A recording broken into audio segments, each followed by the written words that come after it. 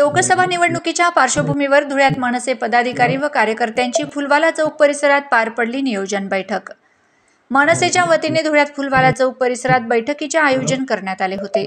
या नियोजन बैठकीमध्ये लोकसभा निवडणुकीच्या पार्श्वभूमीवर मनसे अध्यक्ष राज ठाकरे यांनी महायुतीला जाहीर केलेल्या पाठिंब्यानंतर धुळ्यात महायुतीच्या उमेदवारास पाठिंबा देण्यासाठी या नियोजन बैठकीचे आयोजन करण्यात आले होते। यावेळी धुळे जिल्ह्यातील सर्व मनसेचे महत्त्वाचे पदाधिकारी व कार्यकर्ते या बैठकीमध्ये सहभागी झाल्याचे बघायला मिळाले आहेत।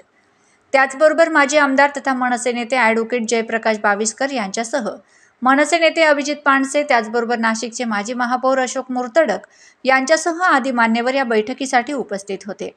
युती धर्म पाळण्यासाठी महायुतीच्या म्हणजेच भाजपच्या उमेदवारांच्या प्रचारार्थ त्याचबरोबर महायुतीचा उमेदवार निवडून आणण्यासाठी या नियोजन बैठकीचे आयोजन करण्यात आले असल्याचे मनसे नेते अभिजित पानसे यांनी स्पष्ट केले आहे।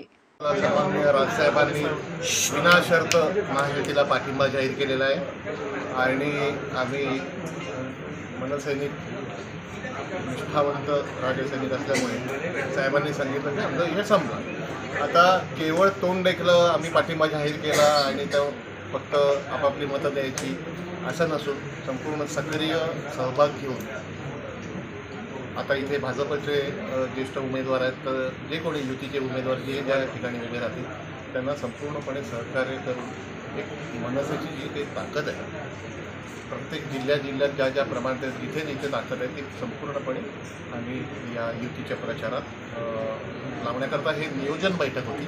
आमच्या तालुका अध्यक्षापर्यंत सगळे पदाधिकारी होते, त्यामुळे कसं नियोजन असेल, काय करता येईल आणि समन्वय कसा साधता येईल याच्याविषयी